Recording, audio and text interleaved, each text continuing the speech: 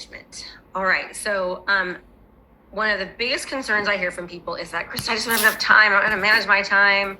I let things get in the way. So we're going to go over time management, how to have better time management, how to be more productive. We've already gone over the time study. We've already gone over the Pomodoro technique. Now we're going to really identify certain distractions that happen and how you can overcome those, and other time management hacks. Okay, so I'm going to go ahead and get into training. And this is all about taking your time back. And we have to understand that we need to be as disciplined as possible, right? As disciplined as possible. It's hard to be disciplined. It's so hard to be disciplined.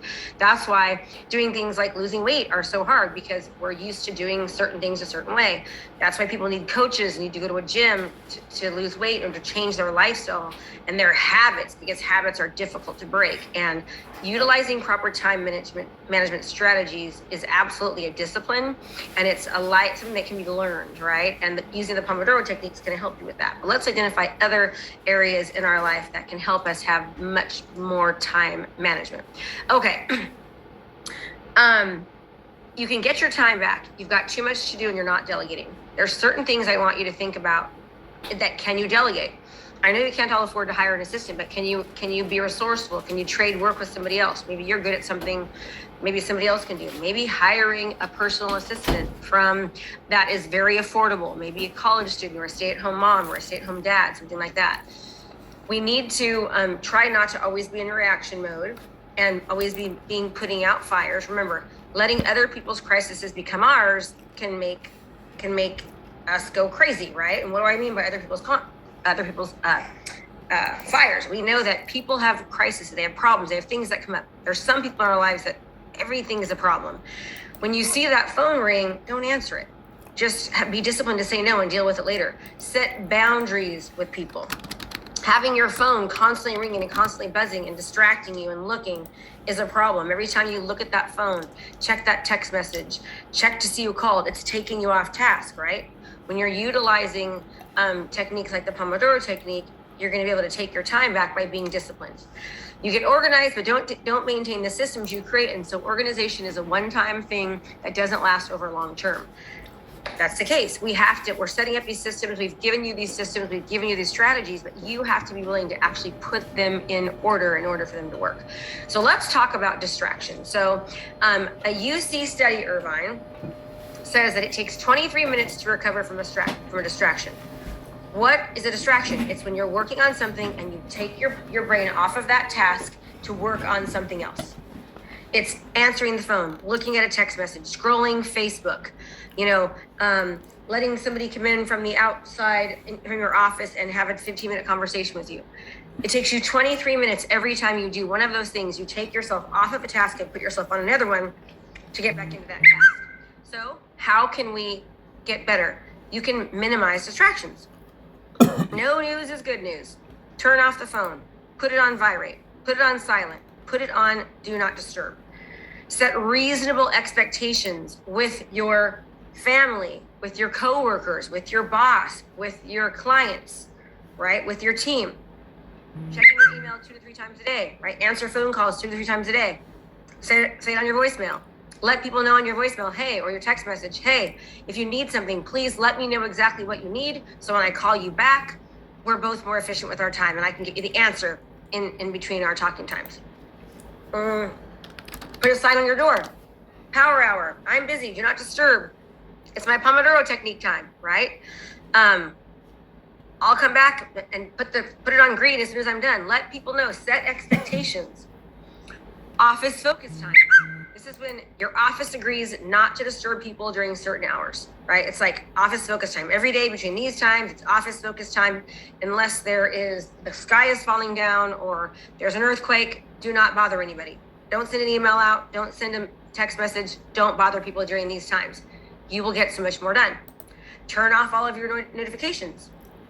Utilize white noise. Take more time off for work. Now, I know for some of you, this is a difficult one because you're like, take time off for work. Oh my gosh, right? Take time off for work. And then use a notebook to manage your not to-do list, your time list. So you don't need to look at your devices moving forward. Let's talk now about two things. Number one is Eat That Frog. There's a whole book on Eat That Frog. And this book talks about how you do things that you don't like to do first in the morning. Then all of a sudden you have more energy, you're less distracted, you have more focus because you're not constantly thinking about what you have to do in the back of your head. Let me give you an example.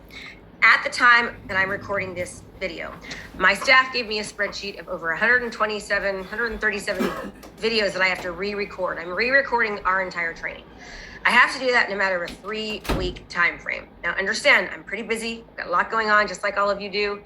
And so when I first saw that list, I was kind of let myself get a little, overwhelmed. And then I said, nope, I'm not overwhelmed. I appreciate overwhelm because it means that I'm growing and I know that I can get this done. I just have to time block it. So I decided to adjust my schedule a little bit to make sure that I'm at the gym every day at 5. Usually I go 5 or 5:30, 5:45, but I'm going every day now at 5.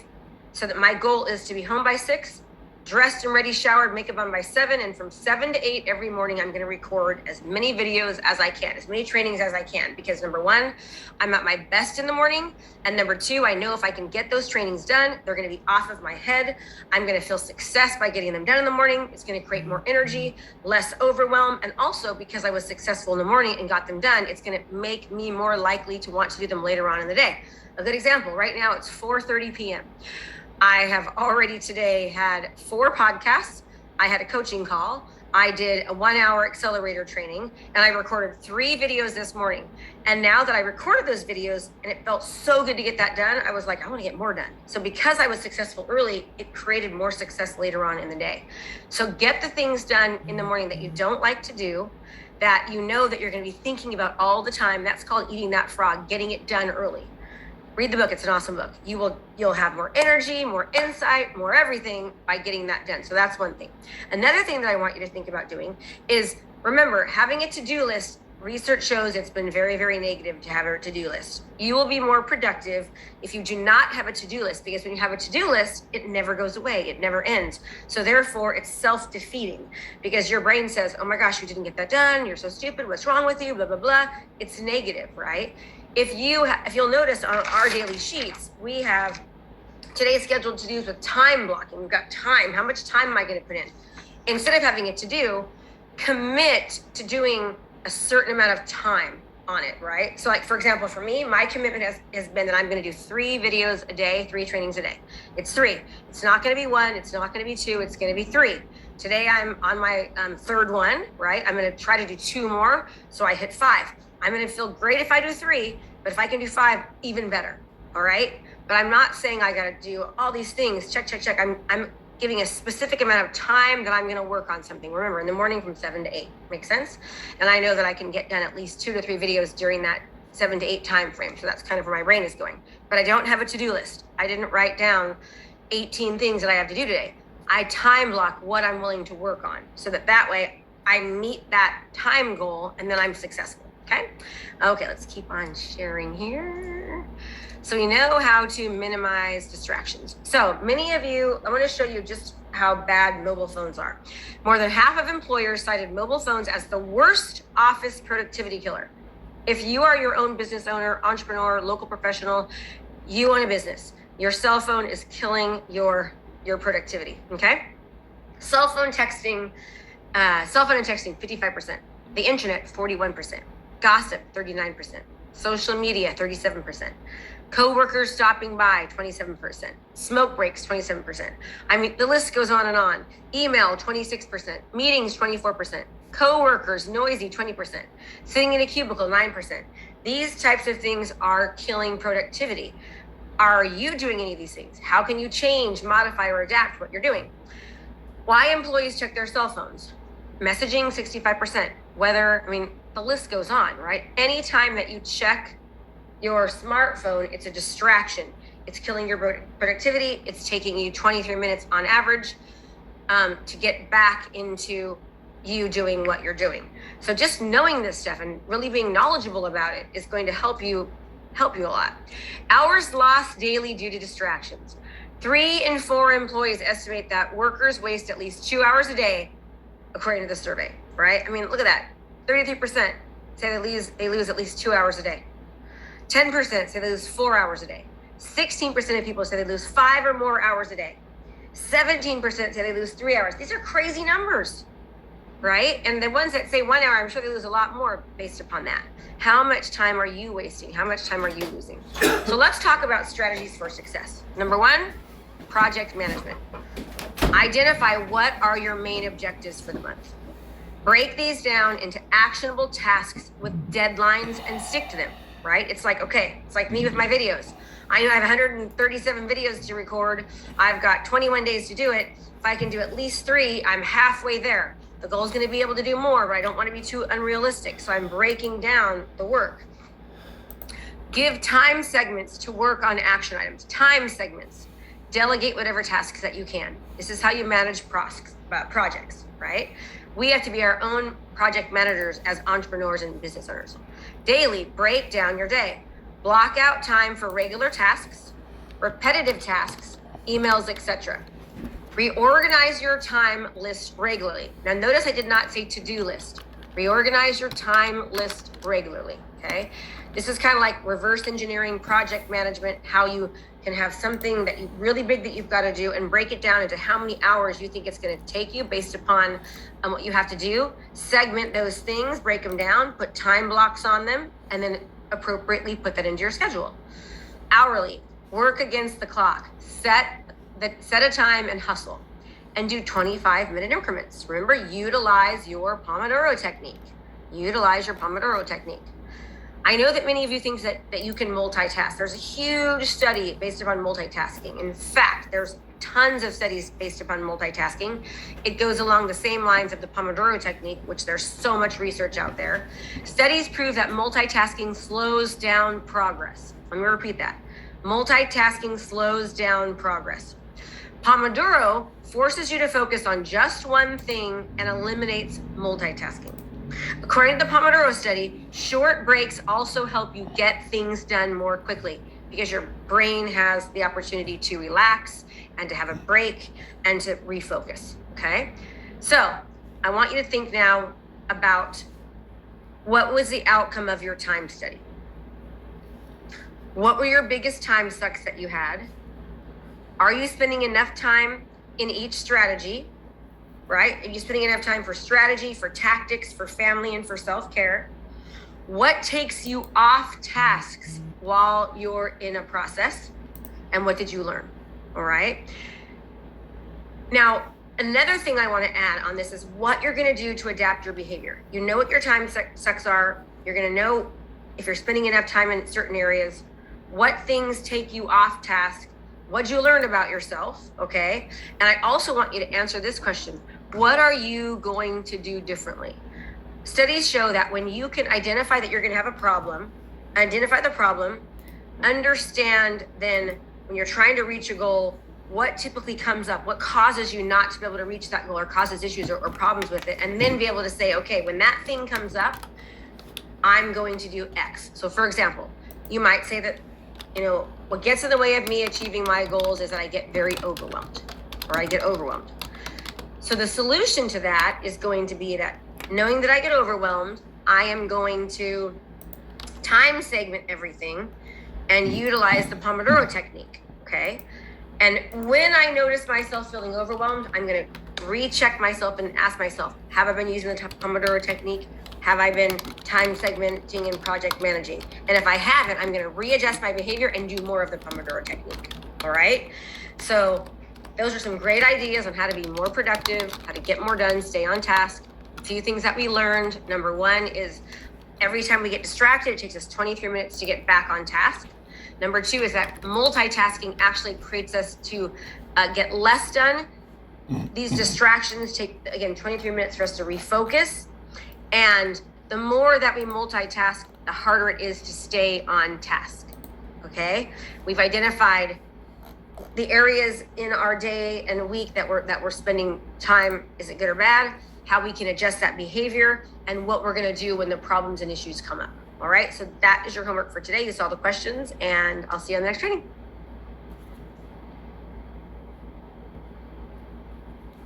how do you actually make change? And when you have a goal, whether you're trying to, change careers or learn a new hobby or skill or overcome something challenging, how do you actually get there? Now, there are 4 stages of learning or 4 stages of change, and most people don't get to the end because they give up too soon.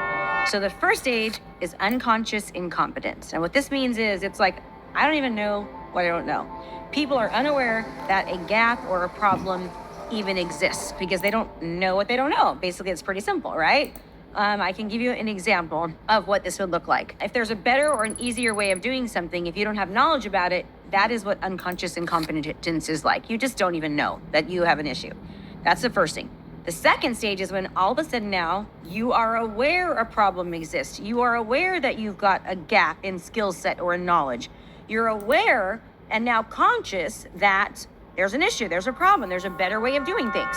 This is called conscious incompetence. Now you know what you need to fix. You realize the importance of changing and doing something differently. Now you at least understand, so this is a good thing. The problem is that the next phase is where most people get stuck and most people quit. The third phase is conscious competence. This is when now all of a sudden you know you've got a gap in skill set. You're trying to fix it. You're making changes, but it's not easy. It doesn't come natural. It's more difficult. It's hard for you. That is what this stage is like, because whenever you're trying to change something until it becomes a habit and you can kind of do it without thinking, it's usually hard, right? And even sometimes what happens during this phase is you start to think that the old way was better. It was easier just to stay complacent and lazy and fill in the blank because you're not used to it yet. So you just have to give yourself time to be able to go through the hardship, learn the trials and errors, get through the difficult until it becomes easy. Think about the first time you rode a bike. I know it's a pretty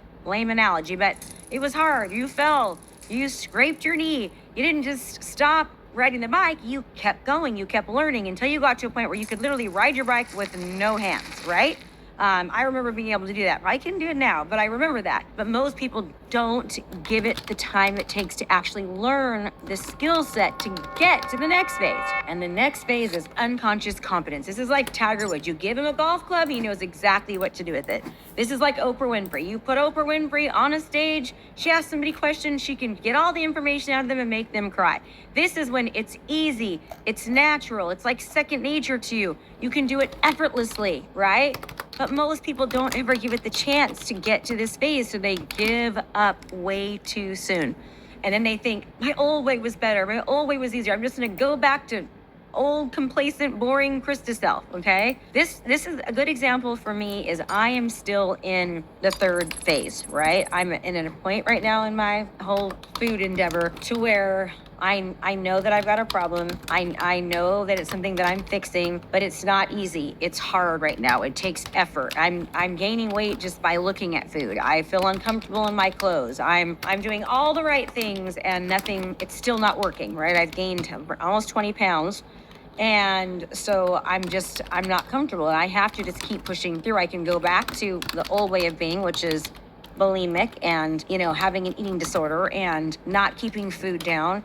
And yes, being able to eat whatever I want and managing my weight that way, but also at the same time killing myself, hurting my family, not setting a good example, or being a good mom, quite frankly, and leading the wrong way. Or I can just keep pushing through, right? Eventually, I will get to a point where it's easy, it's effortless, it's not so hard, I don't even need to think about it. But I'm right now in the phase before easy. I'm in the hard, difficult phase right now. But my why and my reasoning super outlasts anything else, and I'm gonna keep going, and I'm gonna keep moving, and I'm gonna keep trying. Yes, there's been days where I've cried. Yes, there's been days where it's hard. There's days where I look in the mirror and go, oh my gosh, you have gained so much weight, and it's very difficult for me. But I know if I keep pushing through, I was doing it for 37 years. It might take me a couple years until my body kind of starts to feel comfortable and safe and know that I'm not going to starve it. So it doesn't hold on and pack on to every single thing that I eat. But eventually I will get there. So whatever your thing is, just know that, at least if you know there's a problem and you're willing to fix it, that's the first step, is knowing that there's a problem, knowing you've got a new goal, knowing you've got a new challenge. But then once you realize that and you're doing the thing and you're learning something new and you're trying new things and it's not as easy, it takes longer, it's harder, it's trial and error, it's risk, it's a lot of mess ups, it's messy, right? But if you just stick to it and push through the hard, eventually it will become easy. It will become effortless. And think about things in your life that are like that right now. I'm sure there's plenty of things that at one time was very hard for you to do, that now it's very, very simple. Like you are just a master. So get to the unconscious competence phase, right? But you've got to get through the other 3 phases, the hard, the ugly, the sticky, the effort, before you can get there. And don't be like most people. Don't give up too soon. You're 3 feet from gold. And as long as you don't stop and you keep trying and you keep going and you keep moving and you keep pushing, you will get there, I promise you. So I hope this was helpful. Let me know about your experience. Let me know about your journey and tell me, what are you like so good at?